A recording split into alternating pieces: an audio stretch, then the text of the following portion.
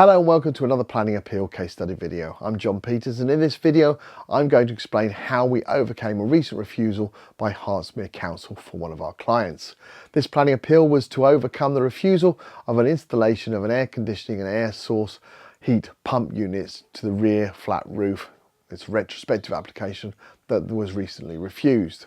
Our client was initially booked in for a free no obligation consultation to run through the retrospective application refusal and the reasons that had been issued by Hertsmere Council, and to evaluate if an appeal was viable or if an alternative option would be best suited. Obviously, with it being retrospective, there are limited choices. The free no obligation consultation, which took around 15 minutes, found that this case was viable for an appeal to the Planning Inspectorate, taking the decision process away from Hertsmere Council.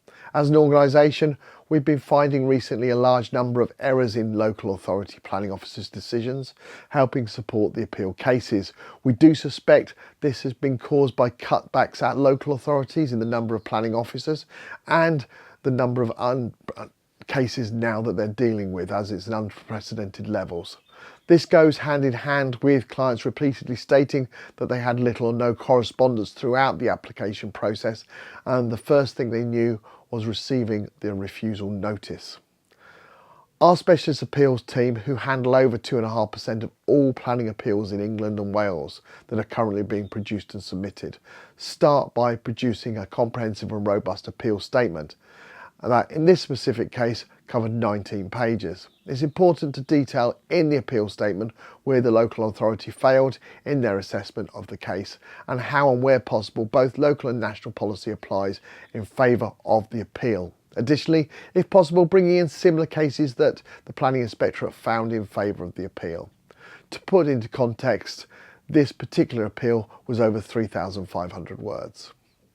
Once an appeal statement was completed, we send the document to our client, asking them to check that they are happy for us to submit the case. If we need to add any additional information that the client may have forgotten previously to supply, it is done at this point and then the case is submitted. It's vitally important that all documents and responses are submitted on time throughout the process, as failure to do so could result in an appeal not being successful, something we hear about often when people attempt an appeal for the first time themselves. Always ensure you use a professional who has considerable experience of appeals. It's worth asking them for some recent successful planning appeal case studies, like you find on our website. Due to the large number of cases we represent, we have a dedicated team that liaises with the Planning Inspectorate on a daily basis. For this appeal, an independent planning inspector from the Planning Inspectorate visited the site on the 14th of February, and we're really pleased to confirm that the appeal was upheld and the permission granted in a short 2-page appeal decision notice. If you'd like to find out if we can help you with your planning appeal, complete our online form on our website www.planningappealsuk.com. and our new case support team will arrange for a free no obligation consultation with one of our planning appeal assessment professionals. Although we try and cover as many types of planning appeals as we can in as many local authority areas as we can, it is not always possible due to the time it takes to produce these videos. If you'd like to see certain types of planning appeals or in certain areas, do let us know during your free no obligation consultation, as it's highly likely we can show you what you are looking for.